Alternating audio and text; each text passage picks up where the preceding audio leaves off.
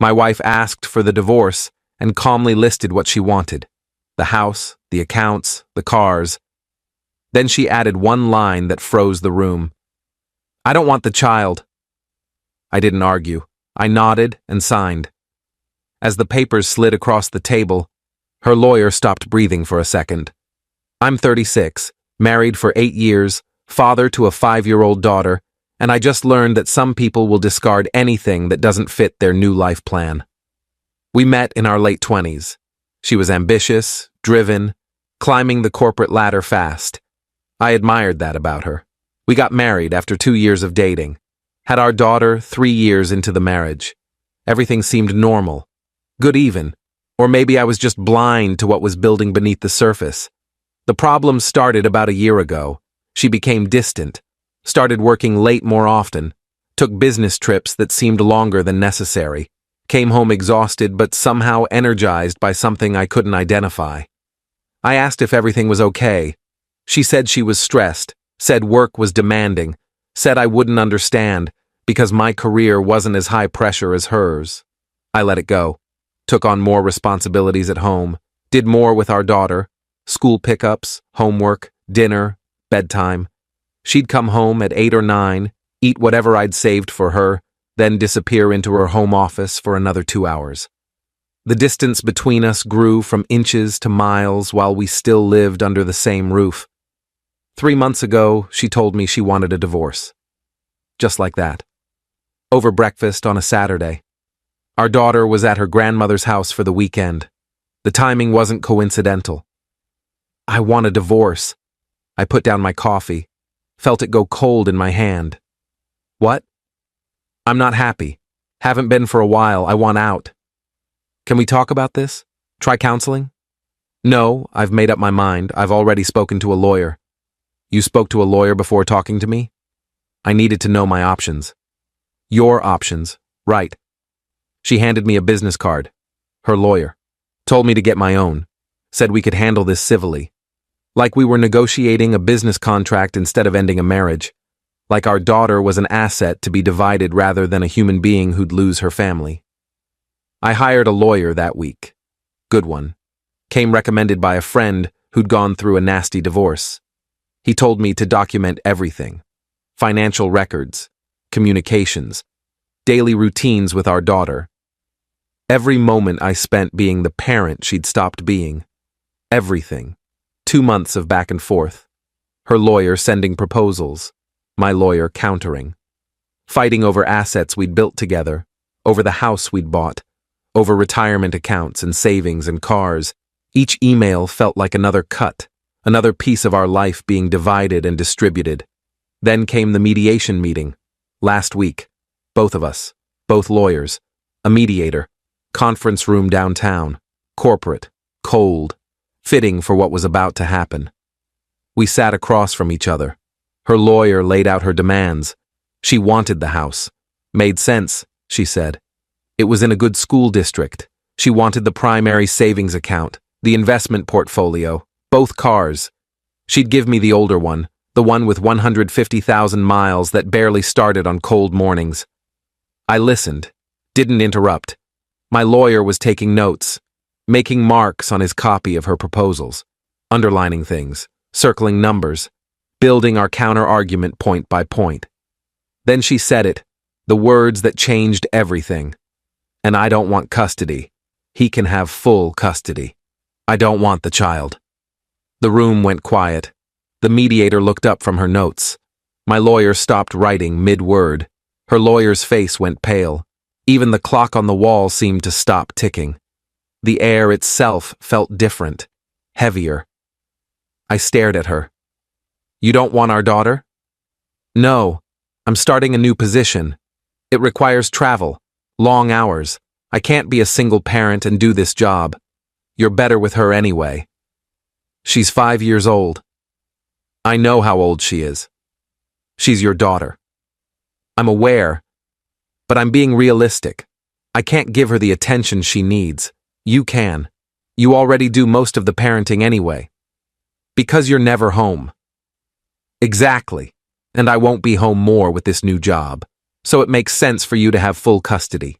It's the logical choice. Her lawyer leaned forward, cleared his throat. Perhaps we should take a break. Discuss this privately. There's nothing to discuss, she said. I've thought about this extensively. This is what I want. This is what makes sense for everyone. I looked at my lawyer. He was staring at her like she'd just confessed to a crime, like he couldn't believe what he was hearing from a mother about her own child. Then he looked at me, raised his eyebrows slightly. I knew what he was thinking. This changed everything. Every calculation, every strategy, every negotiation point. Fine, I said. Everyone looked at me. The mediator's pen froze. Her lawyer's mouth opened slightly. Even my ex-wife looked surprised. Fine? Yes, I'll take full custody. Sole custody, actually. No visitation schedule unless she specifically requests it. Her lawyer started to speak. My client should maintain some. Does your client want custody? I asked. Does she want our daughter? He looked at her. She shook her head without hesitation. Then I'll take full custody. Sole legal and physical custody. She can have supervised visitation if she wants it, on my terms, when I decide it's appropriate. My lawyer was typing rapidly on his laptop, making changes to the custody agreement in real time, his fingers flying across the keys, restructuring everything. And in exchange, I continued, I want the house. I want the primary savings account. I want the better car. She can have the investment portfolio and the old car. Her lawyer started to object. That's not fair, I interrupted. She's giving up custody of her child, completely, voluntarily. That changes everything. Every calculation you made is worthless now. My lawyer slid a revised document across the table. My client is willing to sign today, right now, if your client agrees to these terms. No more negotiation, no more back and forth. This is the offer. I watched her read it, saw her eyes scanning the pages, saw her calculating, weighing her new job against her daughter, against the house, against everything, watching her decide what mattered more. She signed, just like that, picked up the pen and signed, initialed every page, didn't hesitate, didn't cry, didn't look at me, didn't ask to see our daughter one last time before making this permanent. As the papers slid across the table to her lawyer, he stopped breathing for a second. Actually stopped. His chest didn't move. His face went white. He looked at his client like he didn't recognize her, like the person sitting next to him was a stranger wearing his client's face. Are you certain? He asked her. His voice was quiet, almost pleading. Yes. You understand what you're agreeing to? This is permanent.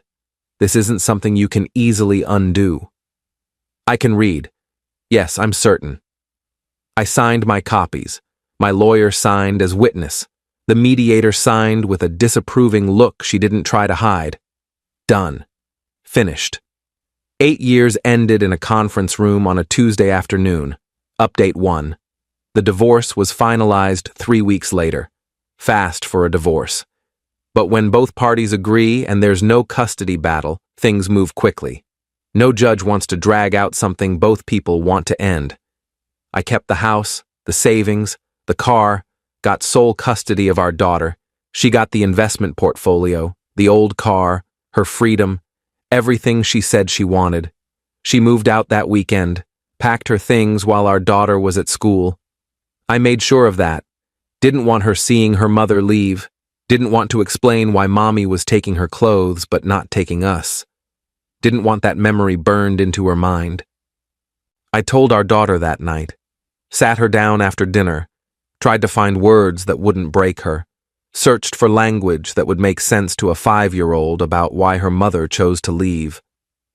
Mommy and I are going to live in different houses now. Why? Because sometimes grown-ups need different things. But you're going to stay here with me, in your room, with all your toys. When is Mommy coming back? She's not coming back to live here, but you can still see her sometimes. When? When she has time. She has a new job that keeps her very busy. Doesn't she want to see me? That question destroyed me. shattered every defense I'd built. Of course she does. She's just very busy with work. My daughter cried, asked why her mommy didn't love her anymore. I held her and lied. Told her that her mommy loved her very much, that sometimes adults made complicated decisions, that none of this was her fault, knowing she wouldn't believe it, knowing she'd carry this. She cried herself to sleep that night. I stayed in her room, sat in the chair by her bed, watched her sleep, wondered what kind of person abandons their child for a job, wondered how I'd missed the signs that the woman I married was capable of this. My ex-wife texted the next morning. Is she okay? No, she's not okay. She thinks you don't love her. I do love her. This is just better for everyone. Better for you, you mean? Don't make this harder than it needs to be. I'm not making anything hard. You're the one who walked away. She didn't respond, didn't text back, nothing, just silence. The same silence our daughter would grow up with. Update 2. 2 weeks after she moved out, I found out why she really wanted the divorce, why she'd been working late, why she'd been so eager to give up custody. The truth I'd suspected, but hadn't wanted to believe. A mutual friend called me, asked if I knew. I said knew what. She told me my ex-wife had been seeing someone from work for over a year. Her boss, the one giving her the promotion, the one she was traveling with, the reason for all those late nights and business trips. I thought you knew, my friend said. I thought that's why you divorced. No, I didn't know. She just said she wasn't happy. I'm sorry. I assumed you knew. Everyone at her company knows. They've been pretty open about it since you separated. I hung up, sat there processing, the late nights, the business trips, the distance. All of it made sense now. She hadn't fallen out of love with our marriage. She'd fallen into something else, someone else, and our daughter was just collateral damage. I called my lawyer, told him what I'd learned. He was quiet for a long moment. Does this change anything? I asked. Legally? No. You're divorced. Custody is settled. Financially, you got the better deal because you took custody. But personally? Yeah, it explains a lot. Can I use this to modify anything? Modify what? You got the house, the savings, full custody. What else do you want? He was right. I'd gotten everything that mattered. The house for our daughter, the savings to support her, full custody to protect her. My ex-wife had traded all of it for a promotion and a relationship, had calculated the value of her daughter against her new life and decided her daughter wasn't worth keeping. But I wanted her to face consequences, wanted people to know what she'd done, not just the affair, but abandoning our daughter, choosing a man over her own child. Can I tell people about her giving up custody? You can tell whoever you want. It's not sealed. It's public record. The question is whether you should. Why shouldn't I? Because your daughter will grow up. We'll ask questions. We'll Google her mother someday. Do you want her to find out her mother gave her up by reading about it online? By seeing strangers discuss it? He was right. Again. This wasn't about revenge. It was about protecting my daughter. About making sure she had the best life possible despite her mother's choices. About not making this worse than it already was. Update 3. A month after the divorce, my ex-wife's mother called me, my former mother-in-law. She was crying, voice breaking every few words. Is it true? Did she really give up custody? Yes. Why? Why would she do that? You'd have to ask her. I did. She won't talk to me. Says it's none of my business, but that's my granddaughter. How is this not my business? I don't know what to tell you. She made her choice. She explained her reasons in mediation, new job, travel, long hours, said she couldn't balance it. Can I still see her, my granddaughter? Please, I can't lose her too. Of course. You're welcome anytime. You didn't divorce us. She did. You're still her grandmother. She came over that weekend, brought presents for our daughter, played with her for hours, read her favorite books, built elaborate block towers that our daughter knocked down with delight, cried when she put her to bed. "I don't understand," she said to me after. Her hands were shaking. "I raised her better than this. How does a mother just walk away?" I've been asking myself the same thing every night. Her father and I are devastated. We tried to talk to her. She won't listen, says we're being dramatic, that plenty of fathers have full custody, that it's not different just because she's the mother. Except it is different, because she chose this. She chose her career over her daughter, made a calculation and decided custody wasn't worth the house and the savings account. I know, and I'll never forgive her for it, never. She's my daughter, but I don't recognize her anymore. She left that night, hugged me at the door, told me I was a good father, that our daughter was lucky to have me. I didn't feel lucky, just sad that my daughter had to grow up with a mother who didn't choose her, who put her in the loss column of a divorce negotiation. Update 4. 3 months post-divorce, I ran into her at a coffee shop. She was with him, her boss, the reason for everything. The person she'd calculated was worth more than her marriage and her daughter. She saw me, looked uncomfortable. I was with our daughter. She was holding my hand, asking for a cookie from the display case, pointing at the one with pink frosting. "Hi," my ex-wife said. "Hi. How are you?" "Fine. We're fine." She looked down at our daughter. "Hi, sweetheart. Remember me?" Our daughter hid behind my leg, didn't respond, gripped my hand tighter. "She's gotten so big," my ex-wife said, like she was commenting on a neighbor's child, someone else's daughter.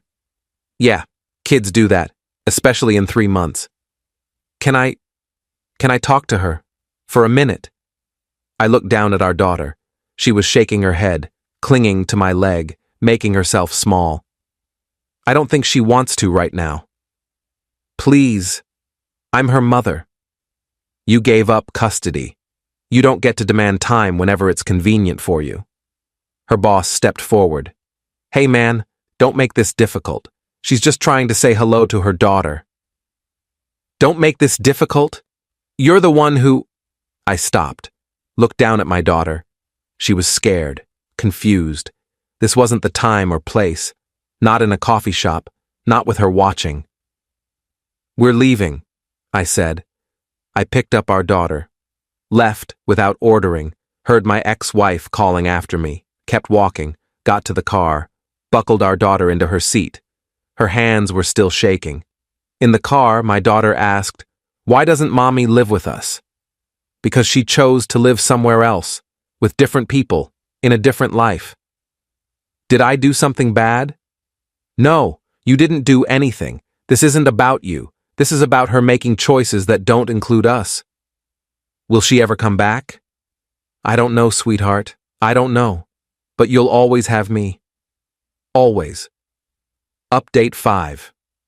6 months after the divorce, I got a letter from my ex-wife's lawyer.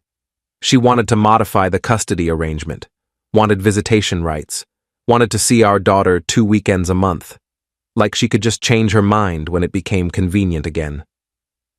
I called my lawyer. "Can she do this?" "She can ask. Doesn't mean she'll get it. Courts don't like changing custody arrangements when they're working, and you have sole custody." She gave that up voluntarily, in front of witnesses, with her own lawyer advising her.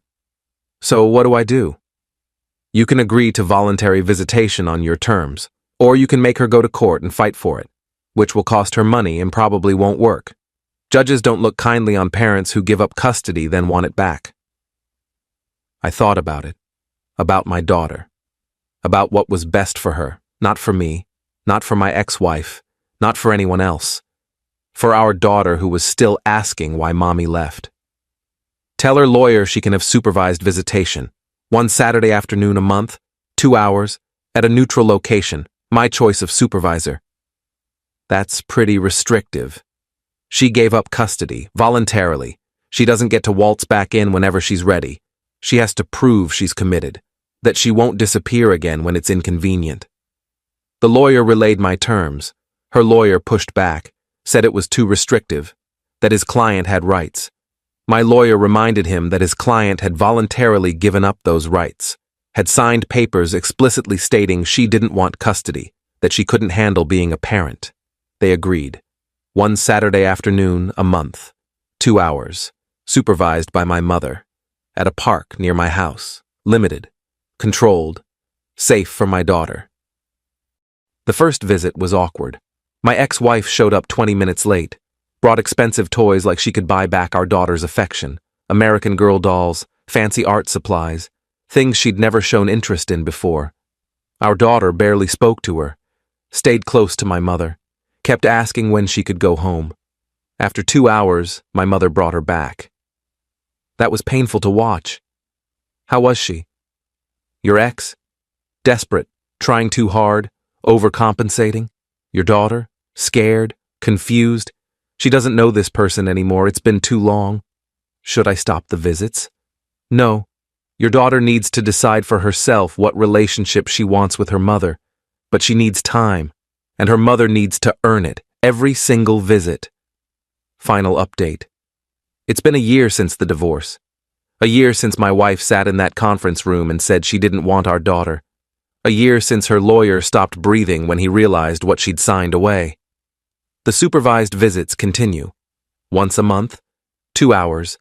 My ex-wife shows up, usually on time now, brings gifts, tries to connect with a daughter who barely knows her, who calls her by her first name instead of mommy. Sometimes our daughter asks about her between visits, sometimes she doesn't. I never push it, never force it. Let her process this at her own pace. My ex-wife got her promotion, travels constantly, lives with her boss in a condo downtown, posted pictures on social media of fancy dinners, vacations to places our daughter will never see with her. Her new life that doesn't include space for a 5-year-old. That was never designed to include one. Her parents still visit regularly, every week. They've become a constant in our daughter's life. Fill the gap their daughter left. They apologize constantly. I tell them they don't need to. They didn't abandon their granddaughter. She did. Their daughter made her choice, and they're trying to mitigate the damage. People ask me how I'm doing, if I'm dating, if I'm angry, if I hate her. I tell them I'm focused on my daughter, on making sure she knows she's loved, that her mother's choices aren't her fault, that she's worth more than any job or relationship or promotion, that being abandoned doesn't define her value. The truth is, I stopped being angry months ago. Anger requires caring, and I don't care about my ex-wife anymore. She showed me exactly who she is, showed everyone who she is, and I'm grateful. Grateful she revealed it now instead of 10 years from now. Grateful I got full custody before she could do more damage. Grateful my daughter is safe with me instead of being abandoned piece by piece over years. When the papers slid across that table and her lawyer stopped breathing, it was because he realized what she'd done, what she'd given up. Not just custody, but any moral high ground, any sympathy, any claim to being a good person who made a hard choice. She'd revealed herself completely in 4 words. I don't want the child. She'd traded her daughter for a promotion, and everyone in that room knew it, knew she'd live with that choice for the rest of her life, knew she'd have to explain it to people, to future partners who'd wonder what kind of mother she was, to our daughter when she's old enough to ask why, when she's old enough to read the divorce papers and see those words in black and white. I didn't argue because I didn't need to. She'd already destroyed herself with her own words. 4 words that defined her completely. 4 words that showed everyone exactly what mattered to her, what she valued and what she didn't. I nodded and signed because I was getting exactly what I wanted. My daughter, safe, with me, away from someone who saw her as an inconvenience, as something to be traded away for a better car and a bigger paycheck. And as those papers slid across the table and her lawyer's face went white, I knew I'd won. Not because I'd beaten her in the divorce, not because I'd gotten the better financial deal, but because I'd saved my daughter from growing up with a mother who didn't choose her, who'd made her feel unwanted before she was old enough to understand why.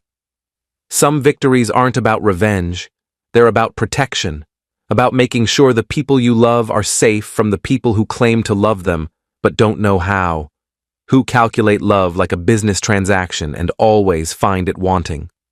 My daughter is safe now, loved, chosen, every single day, and that's all that matters. That's everything that matters. The house, the savings, the custody arrangement, all of it was just paperwork.